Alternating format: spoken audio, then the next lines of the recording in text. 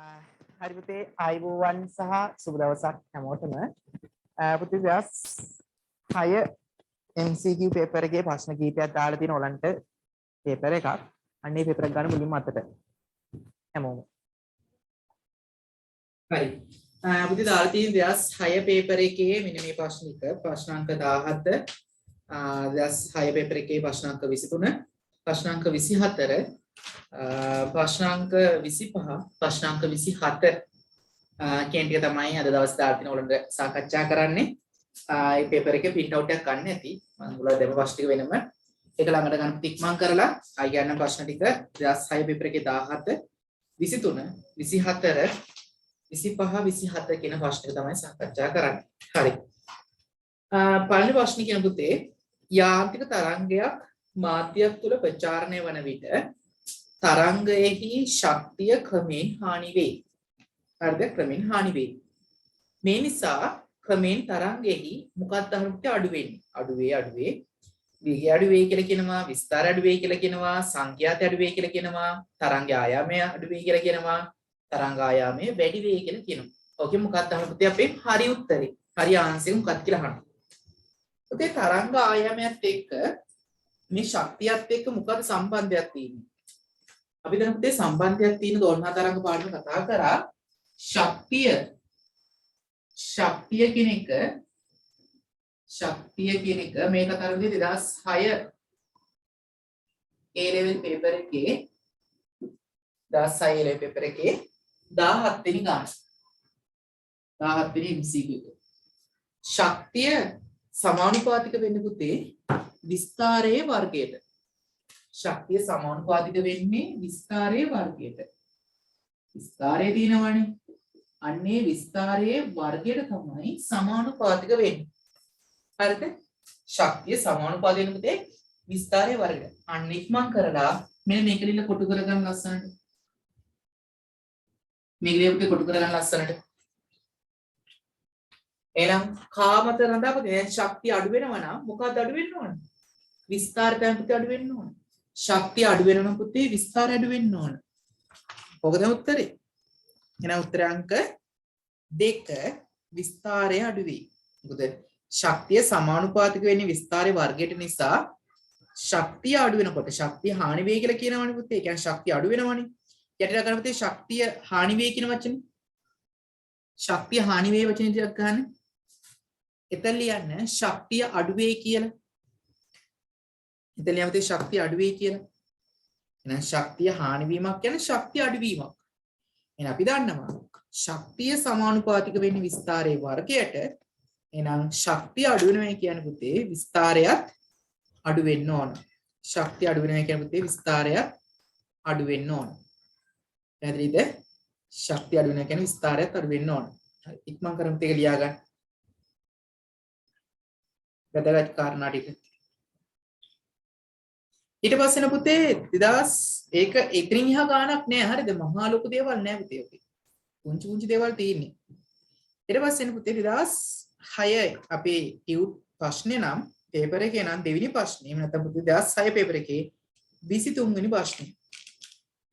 2006 paper එකේ 23 වෙනි ප්‍රශ්නේ. අන්න ඒක ගානක් හදන්න තියෙනවා. ගුරුත්ව ශේෂ සම්බන්ධ වෙලා තියෙනවා. ඉතින් මම කලින් ගුරුත්ව ශේෂ කරානේ හැමෝටම බලන්න YouTube එකේ දාලා තියෙනවා ෆ්‍රී.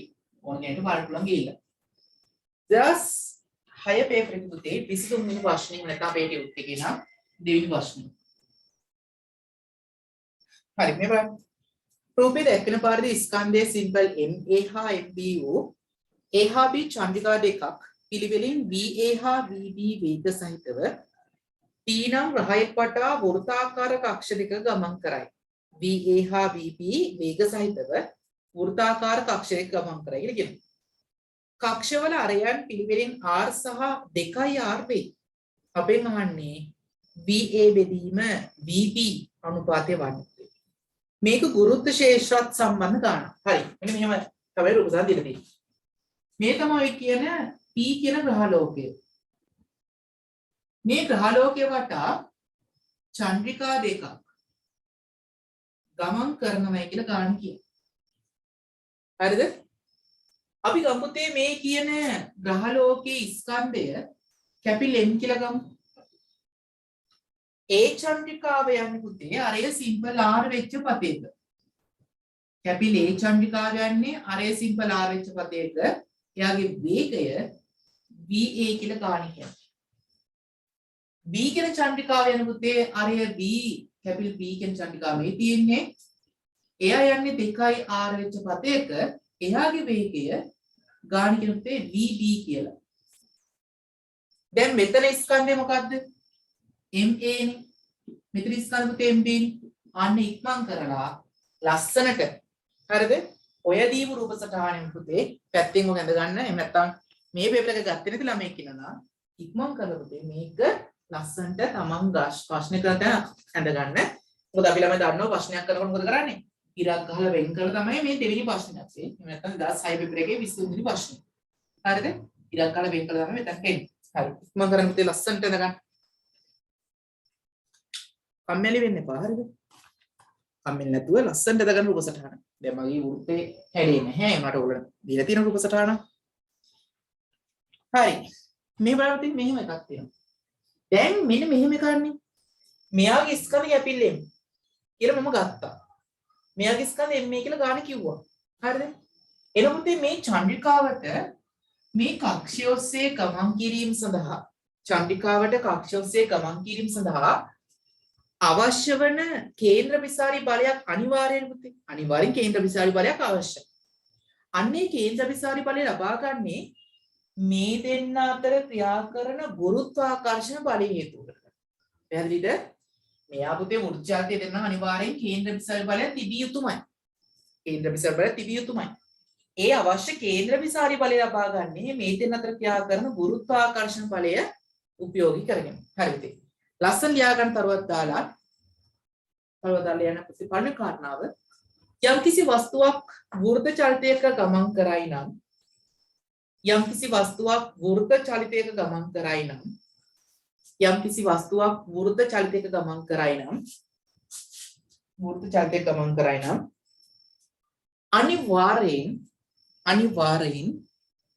අනිවාර්යෙන් කේන්ද්‍ර අபிසාරී බලයක් පැවතිය යුතුය.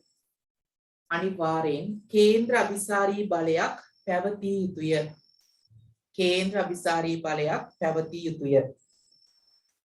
කේන්ද්‍ර අபிසාරී බලයක් පැවතිය යුතුය. මෙම අවස්ථාවේදී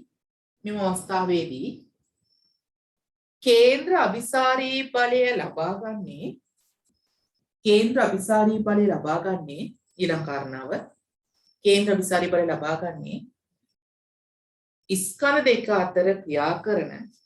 ස්කන්ධ දෙක අතර ක්‍රියා කරන ගුරුත්වාකර්ෂණ බලය උපයෝගී කරගෙනය. හරි බලමු මෙන්න මෙහෙම.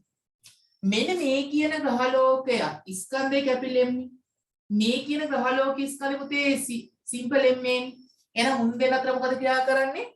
ගුරුත්වාකර්ෂණ බලය ක්‍රියා කරනවා. එහෙනම් ගුරුත්වාකර්ෂණ බල ආකර්ෂණ බල. එහෙනම් මූව් කරන්නේ මේ ස්කන්ධය මේ පැත්තට බල ගන්න.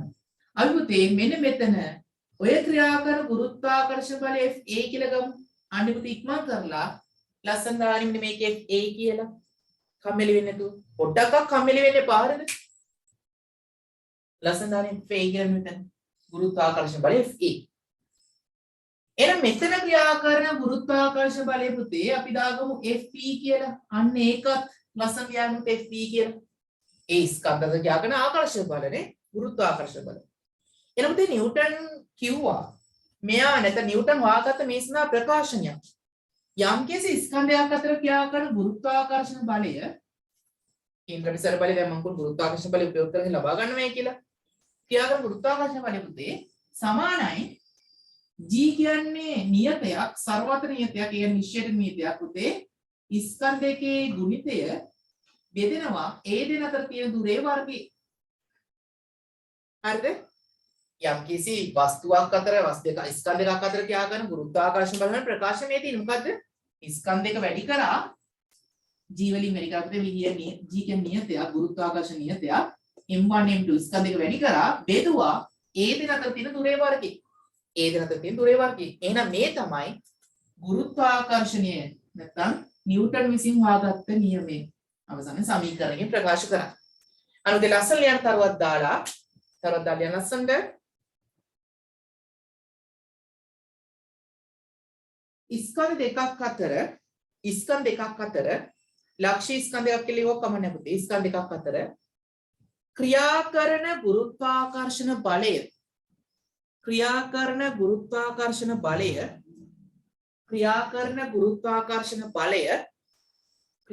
ගුරුත්වාකර්ෂණ බලය පහත සමීකරණයෙන් ලබා දෙයි. පහත සමීකරණයෙන් ලබා දෙයි. හරි පුතේ. දැන් මේ ගාන දන කලින් අපි මේකේ වැදගත් කාරණා හරි ලියනවනේ. එහෙනම් පුතේ ඉක්මන් කරලා මෙන්න මේක දැනගෙන ඉන්න ලස්සනට. මෙතන ස්කන්ධය M1 හරිද? මෙතන ස්කන්ධය M2 මේ දෙන්න අතර පරතරය සිම්පල් R. හරිද? අපි දන්න පුතේ මුන් දෙන්න අතර අනිවාර්යෙන් ආකර්ෂණ බල ක්‍රියා කරනවා.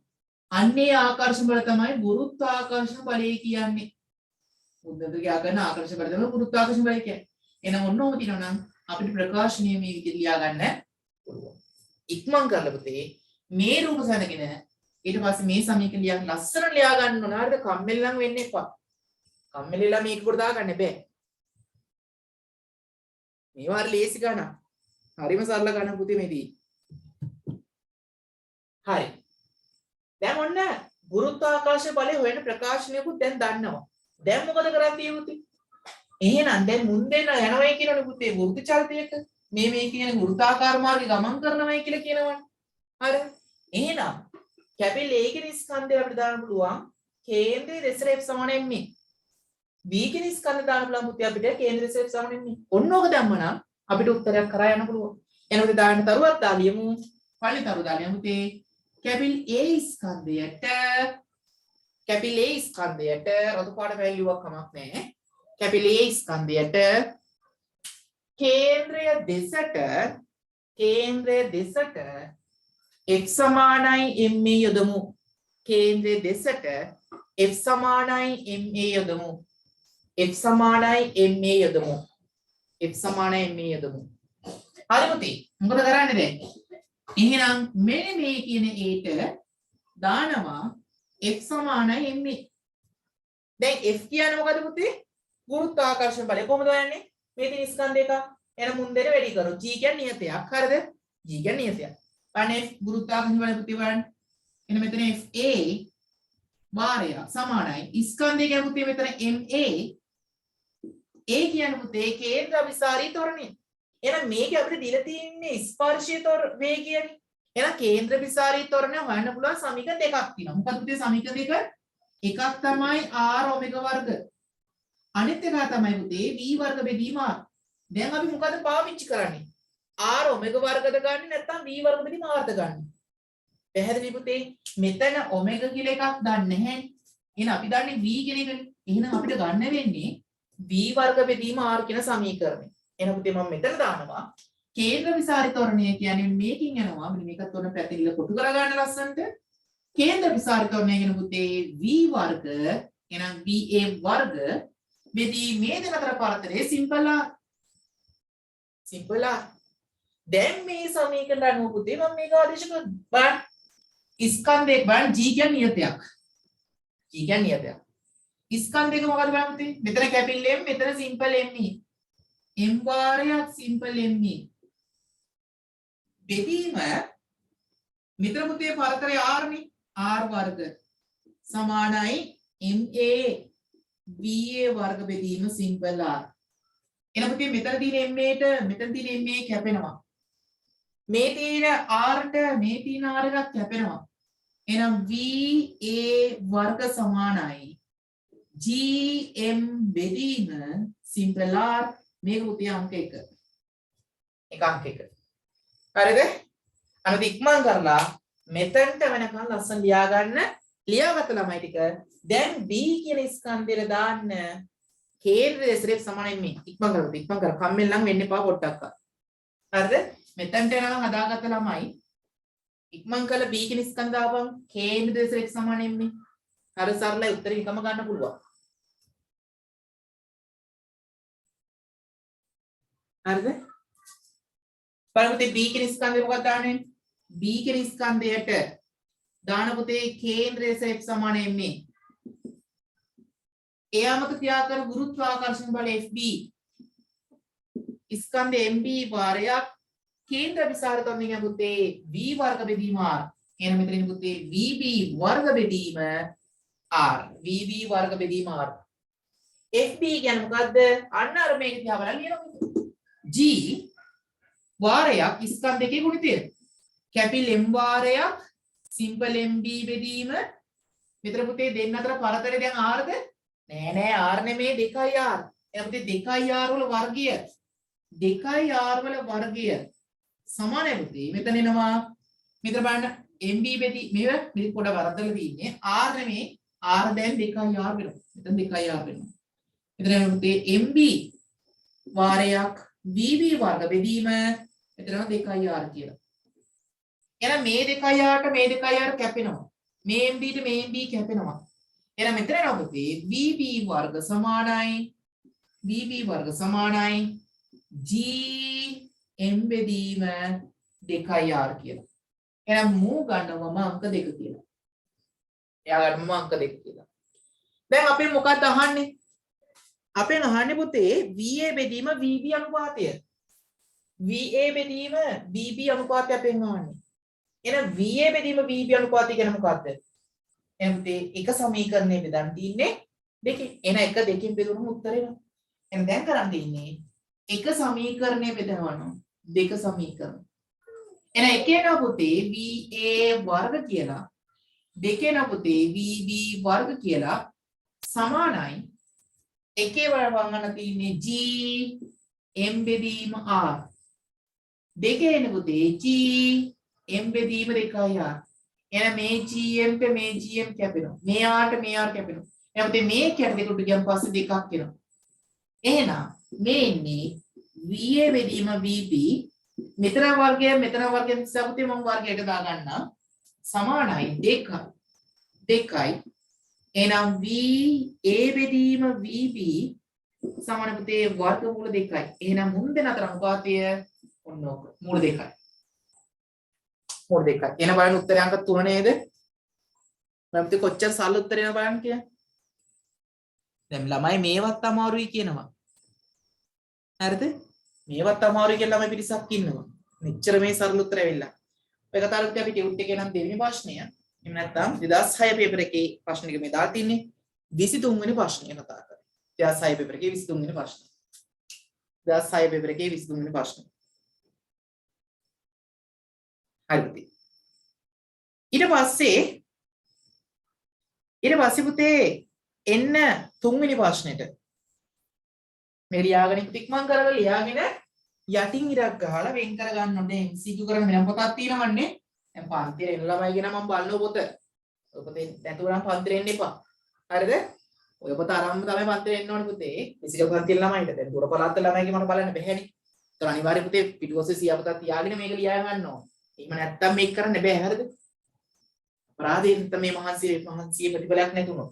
ඒ නිසා සියාපතක වෙනම ලියා ගන්න ඕන. හරි. ඉක්මන් කාලේ උතේරක් ගහලා විතර ගන්න මේක.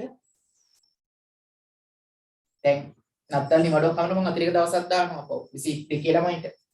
එහෙම දාලා මේ ටියුටර් සම්පූර්ණයෙන් අවසන් කරන දවසේ. හරිද? අපේ මාසෙ අපි අලුත් පාඩමක් කතා කරන රිවිෂන් එකේ. හරි පුතේ. ඊට පස්සේ එන්න අපේ 3 වෙනි ගානට. එහෙම නැත්නම් අපි 3 වෙනි ගානට. එහෙම නැත්නම් පුතේ 2006 පේපර් එකේ 24 වෙනි ගානට ඉක්මන් කරලා ඉන්න. 2006 පේපර් එකේ 24 වෙනි ගානට. හරි. ඊවල පුතේ ගාන ඉක්මන් කරලා.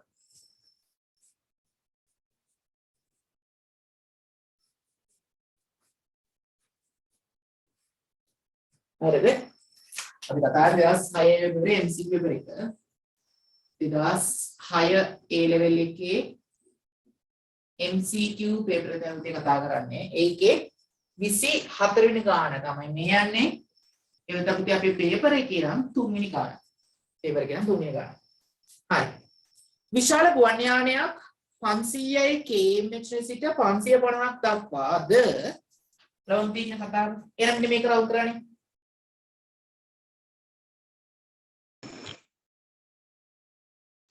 හයි පුතේ.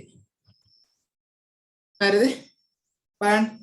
ඒක කියන පුතේ විශාල ගුවන් යානයක් කියලා කියනවානේ. අන්න ඒකේ කියන 500 ඉඳන් 550 දක්වා කියලා කියනවා. එහෙනම් පුතේ ඉක්මනට පේපර් එක කරන්න යන්නේ. මෙන්න මේ ලියපන්. ගුවන් යානය කොහොමද වෙන්නේ? වේගය පුතේ 500 ගෙන 505 දක්වා වැඩි කරනවා. 500 ගෙන 505 දක්වා වැඩි කරනවා. පැය කිලෝමීටර්. එන් පස්සේ පුතේ මෝටර රථය. ඉක්මනට මේක ලියා ගන්න තමයි ලියන පොතේ. මෝටර රථය. බලන්න පුතේ මෝටර රථය 50 ඉඳන් 55 දක්වා වැඩි කරනවා. 50 ඉඳන් 55 දක්වා වැඩි කරනවා. ඊට පස්සේ පුතේ බයිසිකලය රථය කියලා ලියන්න එපා. බයිසිකලය 5 ඉඳන් 10 දක්වා වැඩි කරනවා. 5 ඉඳන් 10 දක්වා වැඩි කරනවා. ඔක්කොම පැය කිලෝමීටර 30. හරිද? දක්වා ඒකාකාර ලෙස තරණය වීමට ගත යොන්නේ එකම කාලයක් යයි සිතන්න. පුතේ රවුන්ඩ් කරගන්න ලස්සනට එකම කාලයක් යයි සිතන්න කියන වචනේ. එකම කාලයක් යයි සිතන්න. එතන උත්තර දෙන්න පුතේ. පුතේ අපි දන්නව නේද? ත්වරණය වෙන සමීකරණ මොකද පුතේ? නැත්නම් අපි දන්නවා v සමානයි u ධන at නේ. එහෙනම් පුතේ මෙතන එනවා at සමානයි v ඍණ u කියලා. එහෙනම් a සමානයි v ඍණ u බෙදීම t. a සමානයි v ඍණ u බෙදීම t.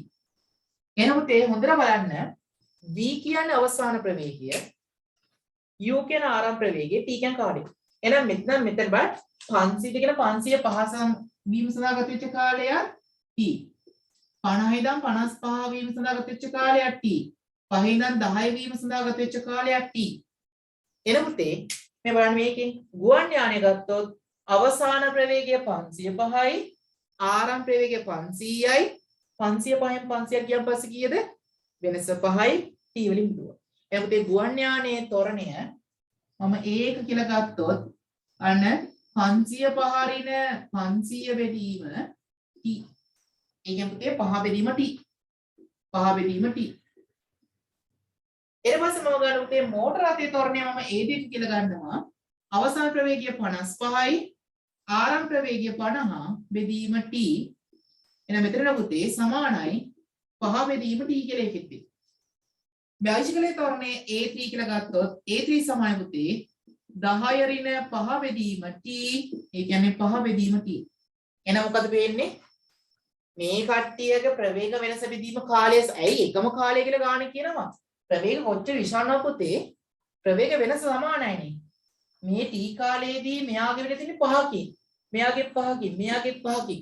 එහෙනම් මේ කාලයේදී පුතේ මෝටර රථයේ, ගුවන් යානයේ, බයිසිකලයේ ත්වරණය සමානයි.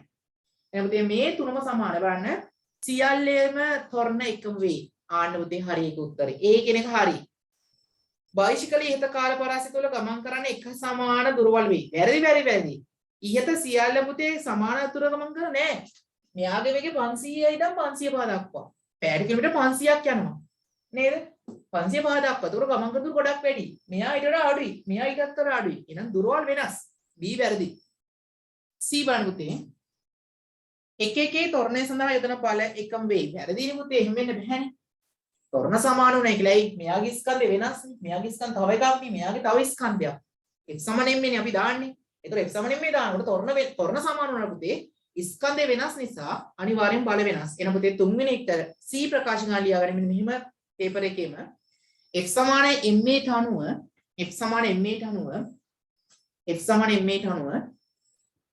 ත්වරණ නියත උවද ස්කන්ධ වෙනස් නිසා ත්වරණ නියත උවද ස්කන්ධ වෙනස් නිසා යොදන බලයන් වෙනස් වේ. එහෙනම් පුතේ එතන C වැරදි. එහෙනම් A හරි B වැරදි C වැරදි පුතේ.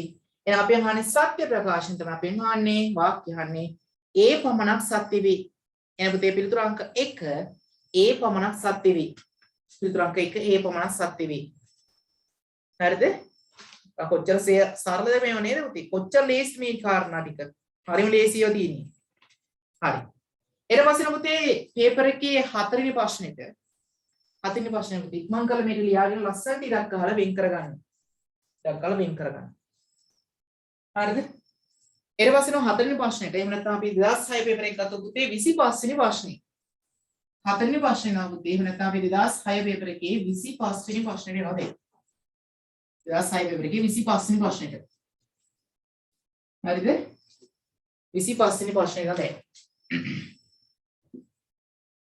හරි බලන්න.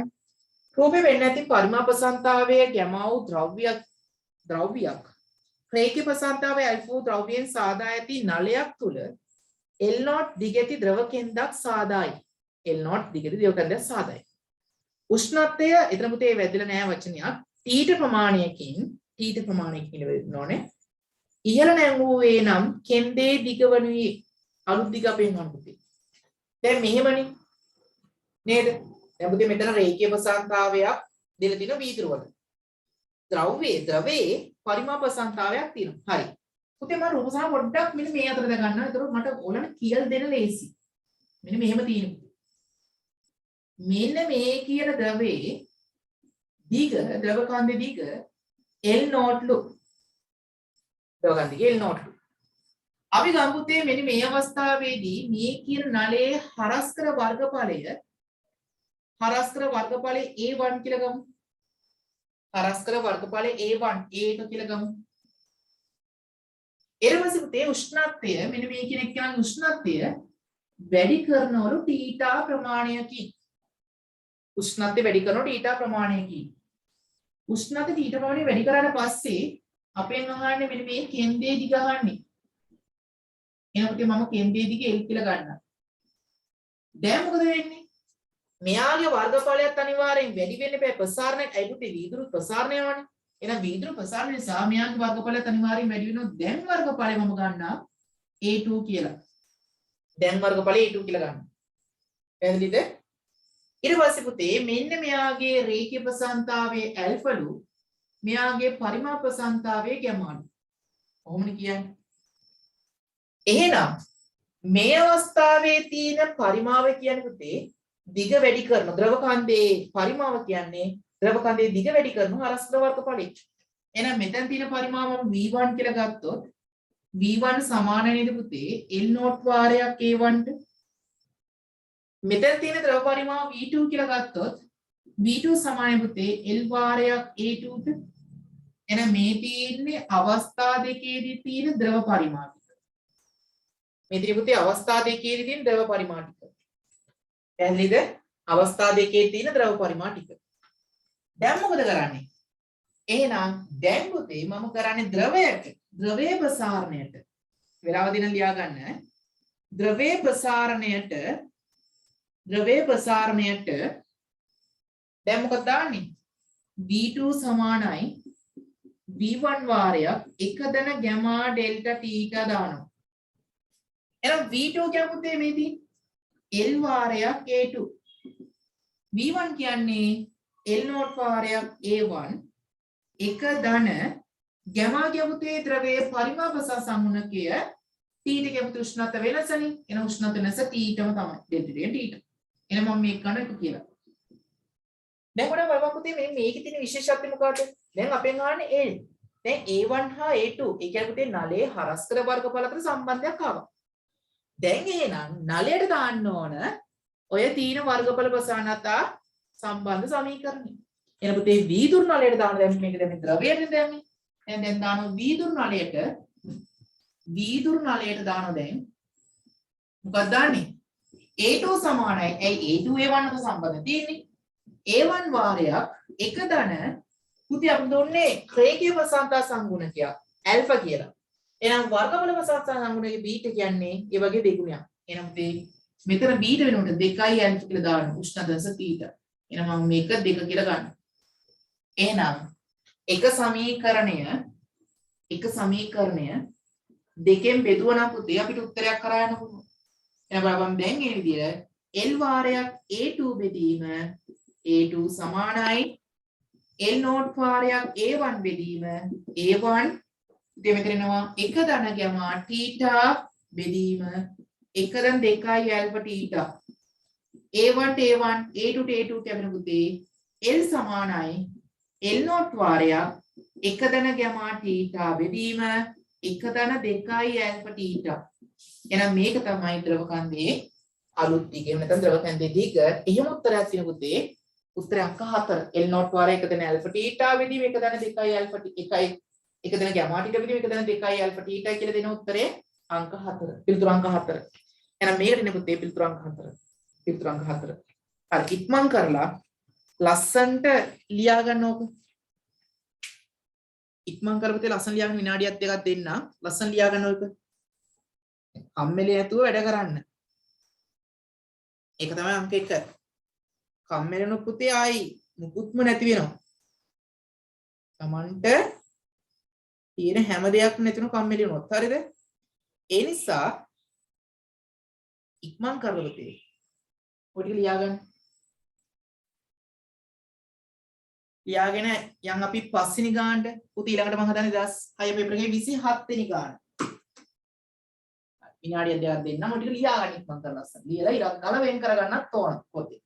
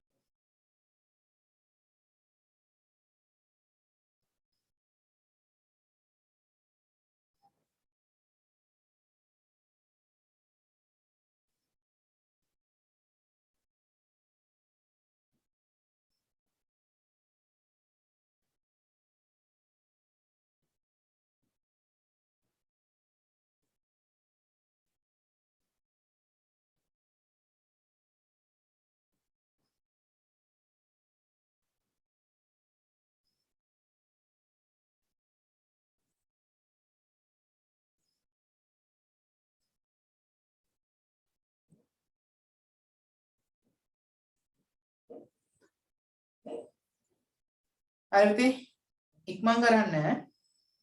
ඊට පස්සේ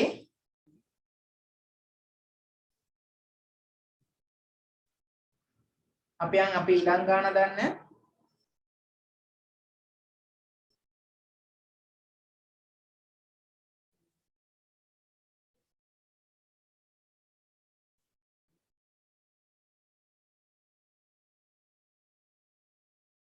අපේ පස්වෙනි ගාන යන අපේ 2006 පේපර් එකේ 27 වෙනි ගාන 27 වෙනි ගාන.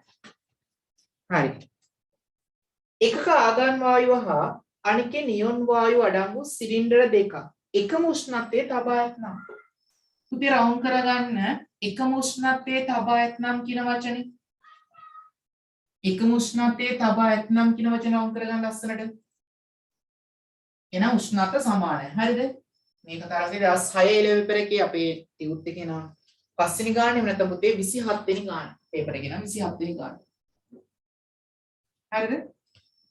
එකම උෂ්ණතාවය තබා කියන වචන පුතේ රවුම් කරගන්න ලස්සනට. බලන්න වායු වල පීඩන සමාන විය යුතුය. එහෙම වෙන්න බැහැනේ. නේද? වායු දෙකේ වායු පරිමාවල මධ්‍යන වේග සමාන විය යුතුය. ඒකත් වෙන්න බෑනේ පුතේ. නේද? වායු දෙකේ පරමාණු වල සමාන වර්ග මධ්‍යන මූල වේගයක් තිබිය යුතුය. වර්ග මධ්‍ය මූල වේගය සමාන වෙන්න බෑ. මොකද අපි දන්නවා c වර්ග බා pv සමතුලිත 1 mn c වර්ග බා කියලා එකක් එනවා. එතකොට ස්කන්ධය වෙනස් වෙනකොට වෙනස් වෙනවා. වායු ස්කන්ධ සමාන විය යුතු ඒකත් බෑ පුතේ. උත්තරේ 5 එන්නේ වායු දෙකේ වායු පරිමාණ වලට මධ්‍යන උත්තරණ චාලක ශක්තියක් තිබිය යුතුය. හරි මොකද ඒ කියන්නේ? පුතේ අපි දන්නවා උත්තරණ චාලක ශක්තිය කියන්නේ 2න් 3න් kT. 2න් 3න් kT. නේ 2න් 3යි kT කියලා ගන්නවා පරමාණුවකට මුළු මාළු සංඛ්‍යාව වල 3න් 2න් 3න් kT කියලා උත්තර අංක 5 තමයි ගන්න වෙන්නේ කියේ. උත්තර අංක 5 ගන්න වෙන්නේ. හරිද? ඒක ලියන්න දෙයක් නැහැ. හරි. හරි අපිට කීයක් හරිද පහෙන්? ප්‍රශ්න පහක් දවස් කතා කරේ. ප්‍රශ්න පහෙන් කීයක් හරිද?